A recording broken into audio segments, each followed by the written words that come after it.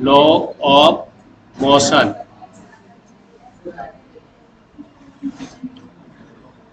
ठीक है, इसमें आप पहला पॉइंट ले रहे हैं इनर्शिया।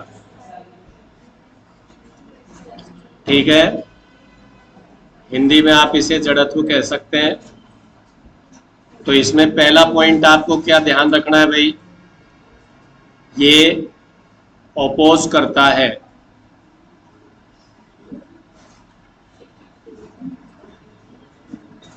ठीक है, किसी भी ऑब्जेक्ट के द्वारा उसके चेंज का अपोज करना ही इनर्शिया कहलाता है। ठीक है, यानी कोई भी बॉडी चेंज नहीं चाहती है। सेकंड, आपको ये बताना है कि ये मास पर डिपेंड करता है। तो मास ज्यादा तो इनर्शिया भी ज्यादा।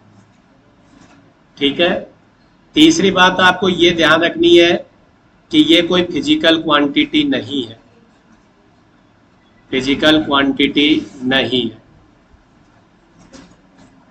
ठीक है, तो ये क्या है, किसी भी, हाँ, प्रॉपर्टी है, आंतरिक गुण है। ठीक है, इनहेरिएंट प्रॉपर्टी है, आंतरिक गुण। ठीक है, इससे ज्यादा इस पर आपको कुछ ज्यादा देखना नहीं है।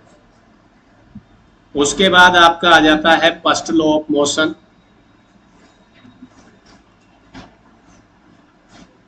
फर्स्ट लॉ ऑफ मोशन, तो इसमें पहला क्वेश्चन तो आपके ये बताएंगे कि इसको क्या कहते हैं। तो इसे लॉ ऑफ इनर्शिया ही कहते हैं, लॉ ऑफ इनर्शिया ही कहते हैं। ठीक है, डिटेल में से मैंने पहले पढ़ा दिया था।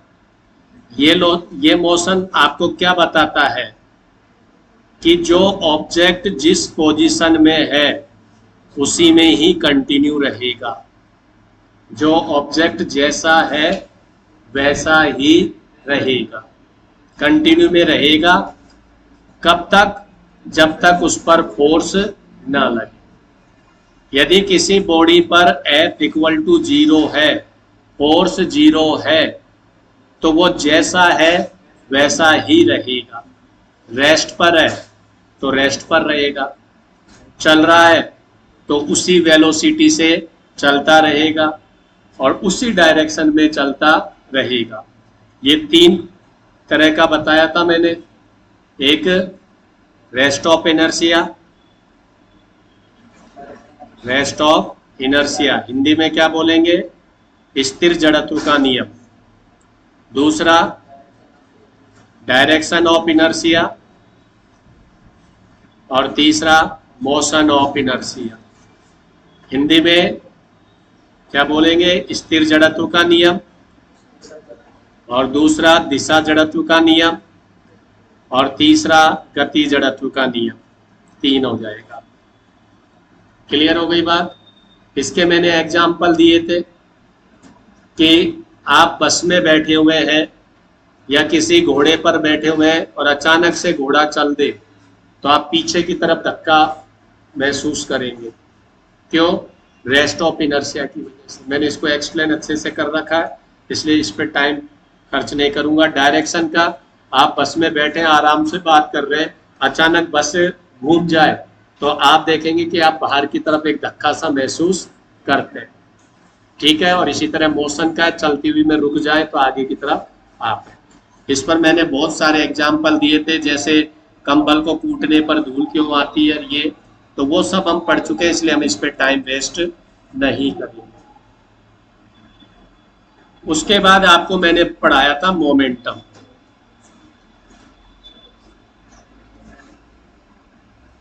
ठीक है, मोमेंटम क्या बताता है, अमाउंट ऑफ मोशन। ध्यान रखना, अमाउंट ऑफ मोशन। ठीक है, कि भाई गति ज्यादा है या कम है, ये कौन बताता है, मोमेंटम। और इसका फॉर्मूला होता है P इक्वल टू mv। ठीक है, आ गई बात समझ में। P equal to mv, unit आपने अपने आप दे के रखी है kg मीटर सेकेंड -1, और वेक्टर क्वांटिटी है P की डायरेक्शन आपके V की डायरेक्शन में होगी। कोई दिक्कत? ठीक है। अब सेकंड लॉ ऑफ मोशन देख लो। सेकंड लॉ ऑफ मोशन बताइए क्या होता है।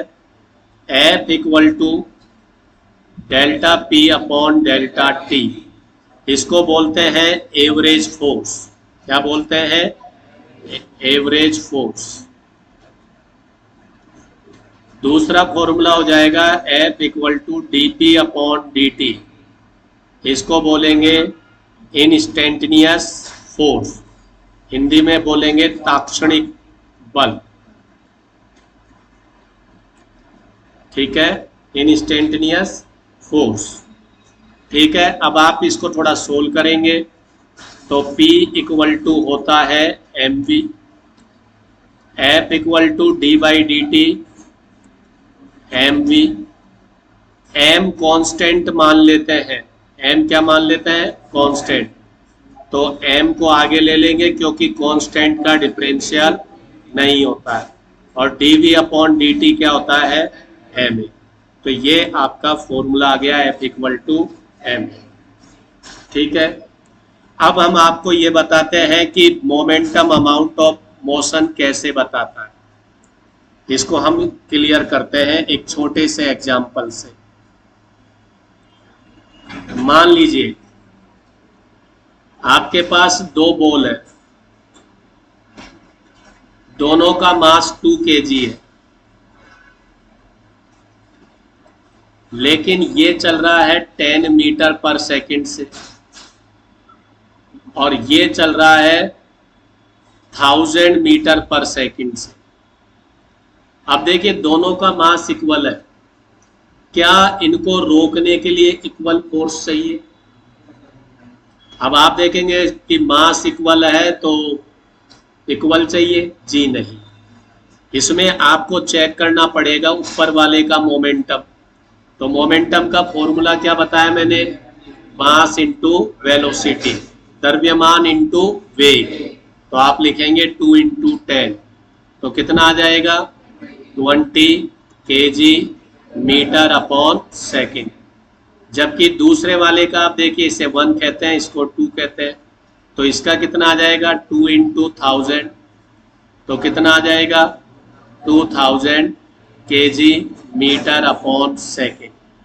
तो नीचे वाले का मोमेंटम ज़्यादा है, इसलिए इसको रोकने के लिए ज़्यादा फोर्स की आवश्यकता पड़ेगी।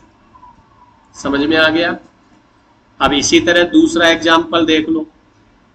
मान लीजिए एक 2 kg की बॉल है और ये 10 मीटर पर सेकंड से चल रही है, और दूसरी बॉल है 200 kg की और ये भी 10 मीटर पर सेकंड से चल रही है। इस बार दोनों की वेलोसिटी इक्वल ली है, तो क्या इनको इक्वल फोर्स लगा के रोक सकते हैं? नहीं, क्योंकि यहां पर भी आपको दोनों का P चेक करना पड़ेगा।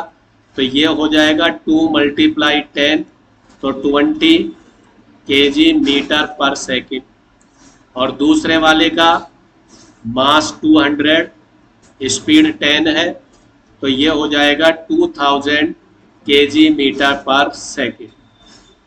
तो जिसका मोमेंटम ज़्यादा है उसमें मोशन भी ज़्यादा है, और जिसमें मोशन ज़्यादा है उसमें किसी भी तरह का चेंज आप करेंगे तो ज़्यादा फोर्स की आवश्यकता पड़ेगी।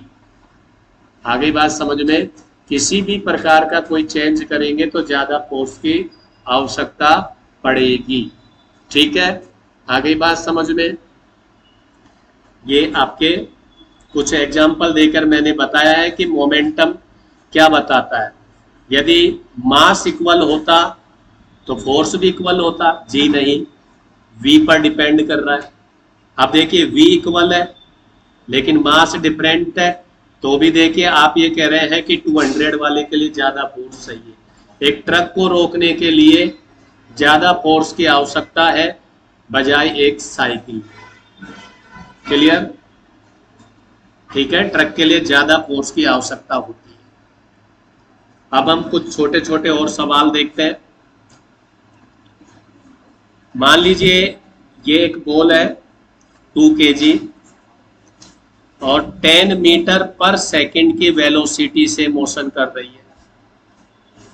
ये भी 2 kg है और ये भी 10 मीटर पर सेकंड की वेलोसिटी से मोशन कर रही है। अब मेरा क्वेश्चन है, आप बताइए कि क्या दोनों बॉल का मोमेंटम सेम है? क्या दोनों बॉल का मोमेंटम सेम है? तो ध्यान रखना है कि पहली बार में हम देखते हैं तो 2 × 10 20, 2 × 10 20, तो बच्चा हाँ कह सकता है। आपको देखना है कि m कितना दे रखा है 2, आपको देखना है कि v कितना दे रखा है 10 और डायरेक्शन है i कैप मीटर पर सेकंड। तो जब आप p लिखेंगे तो p लिखेंगे आप 10 को 2 से मल्टीप्लाई करेंगे 20 i कैप मीटर पर सेकंड। इसी तरह दूसरे वाले में m लिखेंगे 2 kg, v कितना लिखेंगे ऊपर की तरफ तो j कैप, तो p कितना लिखेंगे 20 j कैप kg मीटर पर सेकंड। ठीक है, तो आप देखिए कि 20 i कैप 20 j कैप के इक्वल होता है क्या? नहीं, 20 i कैप 20 j कैप के इक्वल नहीं होता है, तो दोनों मोमेंटम इक्वल नहीं है। हाँ, यदि मैं मैग्नीट्यूड की बात करता हूं, केवल वैल्यू की बात करता हूं, तो ये 20 है और इसका भी मैग्नीट्यूड कितना है 20। क्या आपको मेरी बात समझ में आई कि हम संवेग निकाल रहे हैं? क्या निकाल रहे हैं? संवेग। संवेग का सूत्र होता है द्रव्यमान इंटू वेग। तो हम 2 को 10 से गुणा कर रहे हैं तो 20 आ रहा है, दूसरे वाले में भी 20 आ रहा है। तो कई बच्चे यस कह सकते हैं कि मोमेंटम इक्वल है, जबकि यह आंसर गलत होता है, क्योंकि आपको डायरेक्शन दे रखी है तो आपको डायरेक्शन सोचनी पड़ेगी। ये डायरेक्शन एक्स एक्सिस है तो आपने आई कैप यूज किया, ये डायरेक्शन वाई एक्सिस है आपने जे कैप यूज किया, और आई कैप और जे कैप अलग अलग हो गए, इसलिए दोनों का मोमेंटम इक्वल नहीं है। ठीक है, हम अगला क्वेश्चन देखते हैं कि भाई एक दीवार है और एक m मास की बॉल हमने v वेलोसिटी से मारी और वो दीवार पर टकराकर रुक गई, वो दीवार पर टकराकर रुक गई। तो हम ये जानना चाहते हैं कि डेल्टा p कितना होगा, डेल्टा p कितना होगा, यानी चेंज इन मोमेंटम कितना होगा। तो कोई बड़ा काम नहीं है, आप लिखेंगे डेल्टा p का मतलब होता है P2 माइनस P1। सबसे पहले आप P1 लिखेंगे, तो मास कितना है बेटा जी m, v कितना है v, और डायरेक्शन क्या है i कैप, डायरेक्शन क्या है i कैप। P2 लिखेंगे, मास कितना है m, वेलोसिटी कितनी है 0, तो P2 कितना हो गया 0। डेल्टा p क्या होगा बेटा? डेल्टा p होगा P2 vector minus P1 vector, ये डेल्टा p हो जाएगा। तो 0 माइनस mv i कैप, तो आपका आंसर आ जाएगा माइनस mv i कैप। ये इतना चेंज हो जाएगा डेल्टा p, और यदि मैं सिर्फ इसका मैग्नीट्यूड पूछूं तो mv आ जाएगा। क्या आपको मेरी बात समझ में आ गई? कोई दिक्कत? कोई दिक्कत हो तो बताइए मुझे। नेक्स्ट क्वेश्चन देखते हैं। वही दीवार है, वही m मास की बॉल है, v वेलोसिटी से फेंका गया, दीवार से टकराया और टकराने के बाद उसी वेलोसिटी से रिटर्न कर लिया। जब तक मास के बारे में कुछ नहीं कहा जाए, मास को कांस्टेंट ही मानना है। ऐसा दिमाग नहीं लगाना है कि सर टक्कर लगी तो कुछ तो टूट गया होगा। जब तक कुछ नहीं कहा जाए, मास को क्या मानना है? कांस्टेंट मानना है। तो अब आपसे हम पूछ रहे हैं कि डेल्टा p क्या होगा, तो मेरे हिसाब से समझ गए होंगे आप सब।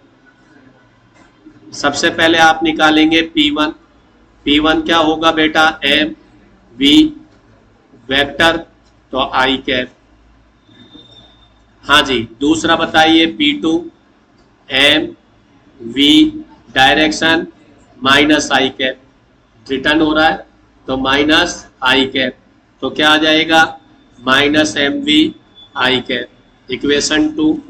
डेल्टा पी क्या होता है बेटा जी, P2 माइनस P1, तो P2 की value minus m v i cap, और ये कितना है, minus m v i cap, कितना आ जाएगा, minus 2 m v i cap, और इसका यदि मैग्नीट्यूड ले तो 2 एम वी। कौन सा बेटा, हाँ, तो P1 की वैल्यू तो प्लस में, हाँ जी बेटा। तो जो ये सेकंड क्वेश्चन है आपका, इस क्वेश्चन में कई बच्चों के दिमाग में जीरो भी आया होगा। उन्होंने देखा कि m से फेंका v वेलोसिटी mv, और रिटर्न भी कितने से हुआ, mv, तो mv माइनस mv जीरो।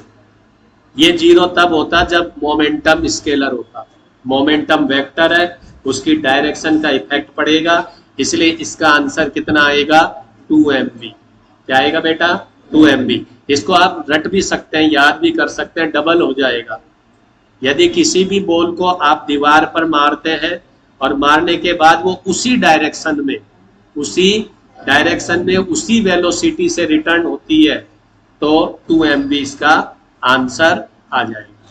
क्या आपको समझ में आ गया, P1 निकाला, P2 निकाला विथ डायरेक्शन, और P2 में से P1 को हम घटा रहे हैं। ठीक है, क्लियर हो गई बात। उसके बाद अगले क्वेश्चन पे चलते हैं। वही क्वेश्चन है, वही दीवार है,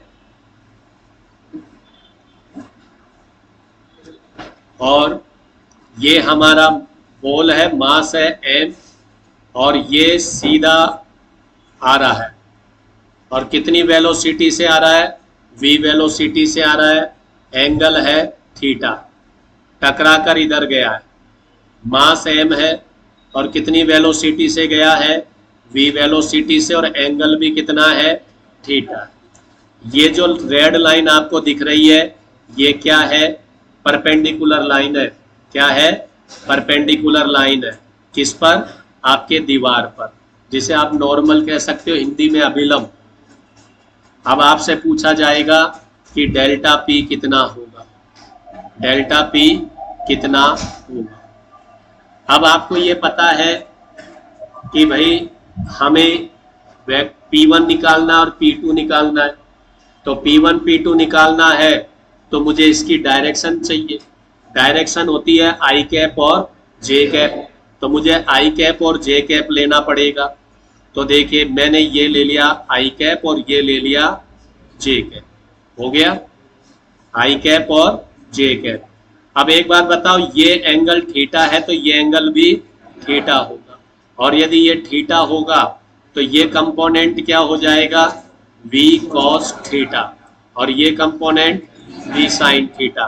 भाई m के कंपोनेंट करने का दिमाग में आ रहा है तो ये महापाप है। m स्केलर क्वांटिटी है, कंपोनेंट हमेशा वेक्टर के ही होते हैं, घटक हमेशा सदिश के ही होते हैं। ठीक है, तो v cos थीटा, और ये डायरेक्शन आपको दिख रही है कौन सी है, आई कैप, और v sin थीटा की डायरेक्शन दिख रही है माइनस जे कैप।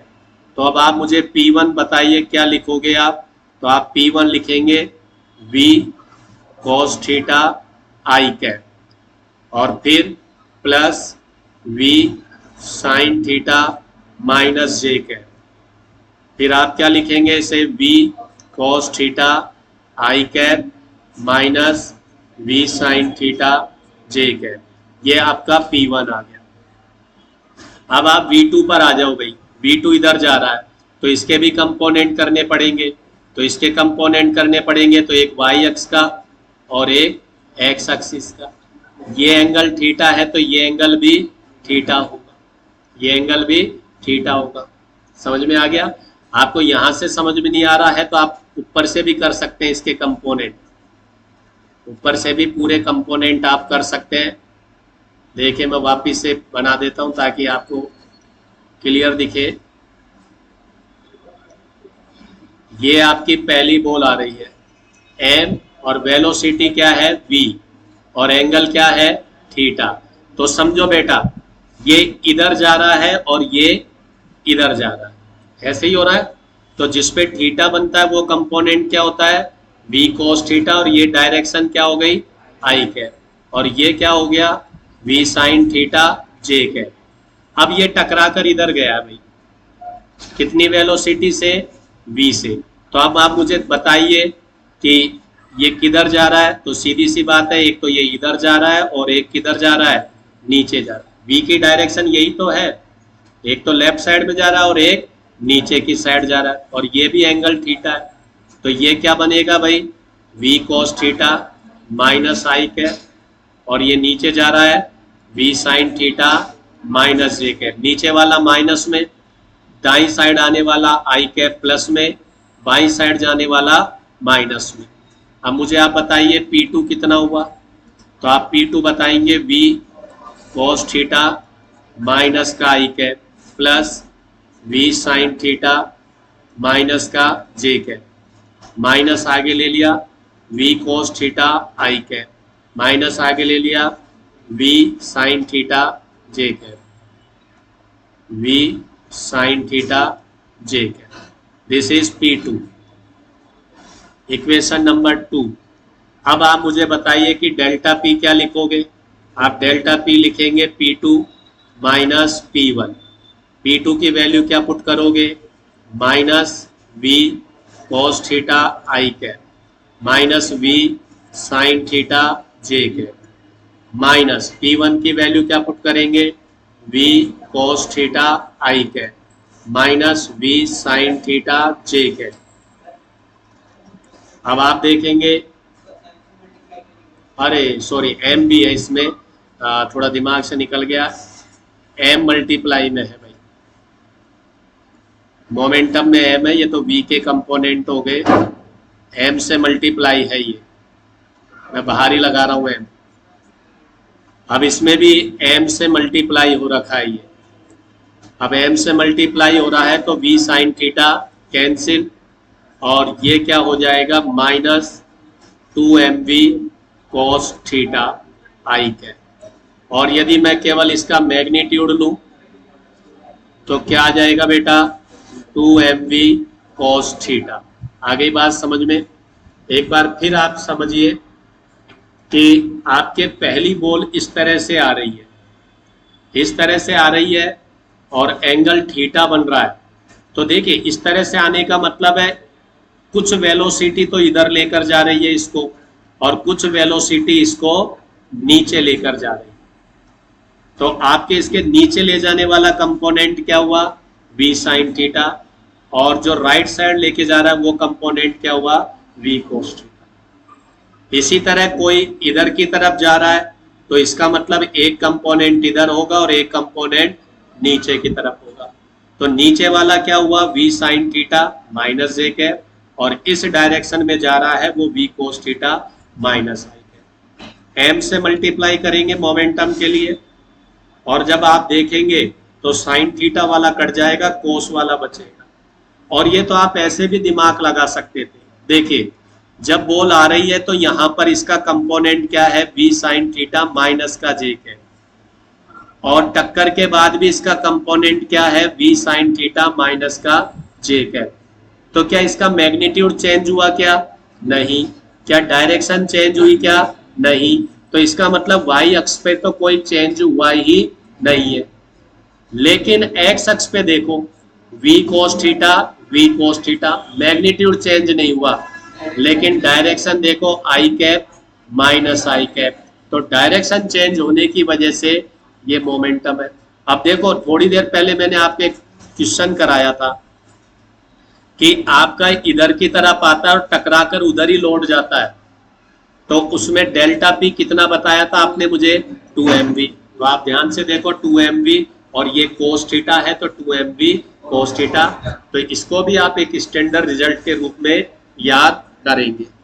अब एक छोटा सा सवाल मैं देता हूं, आप मुझे बताएंगे उसका आंसर बहुत तेजी से इन 10 सेकेंड। ये हमारे दीवार है,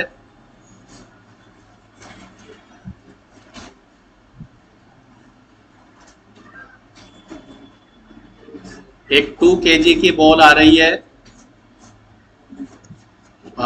वेलोसिटी 10 मीटर पर सेकंड ले लीजिए, और टकराने के बाद भी वो 10 मीटर पर सेकंड से ही जा रही है, और उसका एंगल 30 डिग्री है। तो मुझे बताइए कि डेल्टा पी कितना होगा।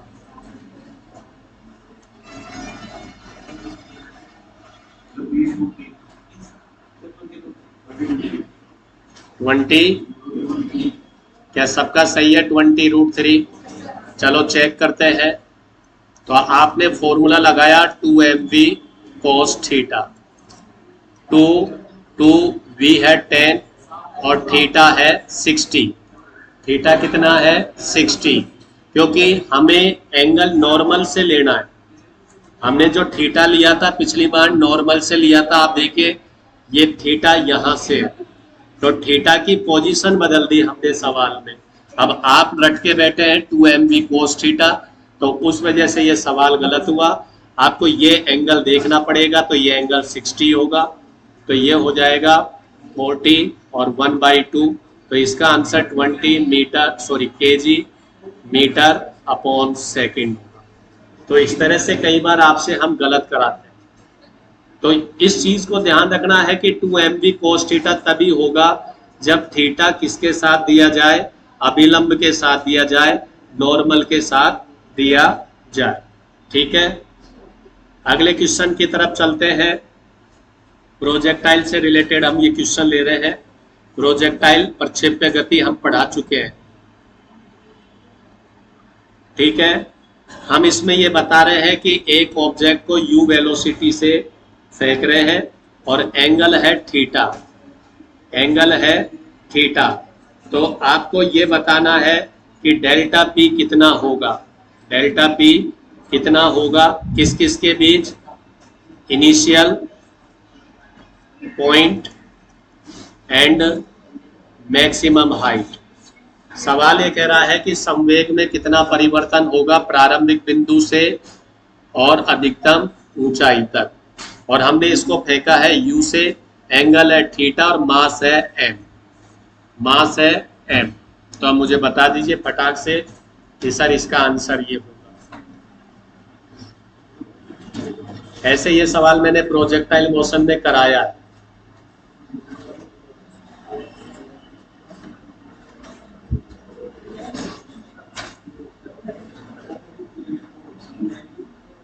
हाँ जी, सबसे पहले आप P1 निकालेंगे, तो P1 कितना आएगा मुझे बताइए।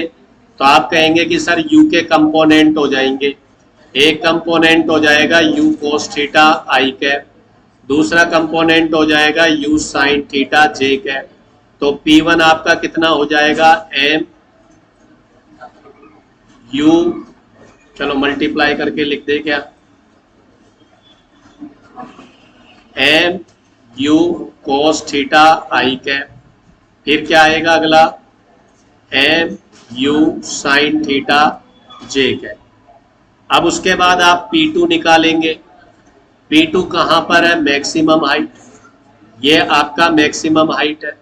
अब मैक्सिमम हाइट पर आपको मालूम है कि H मैक्सिमम पर वर्टिकल वेलोसिटी क्या हो जाती है? 0 हो जाती है, और क्या रहती है? केवल हॉरिजॉन्टल वेलोसिटी। और हॉरिजॉन्टल वेलोसिटी कितनी होगी? जितनी इनिशियल में है, क्योंकि प्रोजेक्टाइल मोशन में हॉरिजॉन्टल वेलोसिटी कहीं पर भी चेंज नहीं होगी। तो ux की वैल्यू कितनी हो जाएगी? u cos theta i cap. तो P2 की वैल्यू क्या हो जाएगी? m u cos theta i cap. अब आप डेल्टा P निकालेंगे। डेल्टा P हो जाएगा P2 माइनस P1। अब आप P2 की वैल्यू पुट करेंगे, mu cos theta i cap minus P1 की value mu cos theta I cap plus mu sin theta J cap. आप देखेंगे कि mu cos थीटा कैंसिल हो जाएगा और डेल्टा P की जो वैल्यू है वो minus mu sin theta J cap आएगी। और यदि आप मैग्नीट्यूड की बात करेंगे तो केवल mu sin थीटा ही रह जाएगा। ठीक है, क्या आपको समझ में आ गया? कोई दिक्कत? अब जैसे ये सवालों को आपको कैसे भी दिया जा सकता है। अब इसमें आप एक चीज समझिए कि यदि इस टाइप का कोई सवाल आता है तो केवल आपका कौन सा वर्टिकल वेलोसिटी काम में आ रहा है, कौन सा आ रहा है, वर्टिकल वेलोसिटी काम में आ रहा है। लेकिन मान लीजिए मैं इसी सवाल में पूछूं कि ये जब वापिस से अर्थ पर स्ट्राइक कर रहा है, अर्थ पर टकरा रहा है, तब डेल्टा पी क्या होगा? यदि अर्थ पर ये टक्कर कर रहा है तब इसका डेल्टा पी क्या होगा? तो आप कहेंगे कि सर अभी भी ये वाली वेलोसिटी तो कितनी रहेगी, u cos थीटा और डायरेक्शन I कैप, लेकिन ये वेलोसिटी कितनी आ जाएगी, u sin थीटा और डायरेक्शन माइनस J कैप। तो अब आप ये बताना चाहेंगे कि P2 कितना हो जाएगा? तो आप कहेंगे कि सर P2 हमें लिखना पड़ेगा u cos theta I cap minus u sin theta J cap और m से भी मल्टीप्लाई हमें करना पड़ेगा। अब आप जब P2 माइनस P1 करेंगे, P2 माइनस P1 करेंगे तो आप देखेंगे कि कोस तो अभी भी सेम है, कोस थीटा तो अभी भी सेम है, वो कैंसिल हो जाएगा, लेकिन ये माइनस में हो जाएगा। तो मैं डायरेक्ट लिख रहा हूं, आंसर आएगा minus 2mu sin theta J cap. और यदि आपसे इसका मोड पूछ लिया जाए तो 2mu sin थीटा आ जाएगा। आगे बात समझ में? कोई दिक्कत, कोई समस्या? ठीक है, तो यहाँ पर mu sin थीटा और यहाँ पर 2mu sin थीटा। तो यदि मैं दोनों जगह का रेशियो पूछ लूं तो डेल्टा पी में चेंज 1:2 में होगा, 1:2 में होगा। दूसरी बात आपसे ये पूछा जाए, ये 0.1, ये 0.2, ये 0.3, यहाँ से यहाँ तक का डेल्टा पी कितना है, mu sin थीटा, और यहाँ से यहाँ तक का भी कितना है, mu sin थीटा। कहाँ से? दूसरे से लेकर तीसरे से, लेकिन डायरेक्शन वाइज चेंज हो जाएगा, डायरेक्शन वाइज चेंज हो जाएगा। ठीक है, तो ये आपका एक क्वेश्चन हो गया।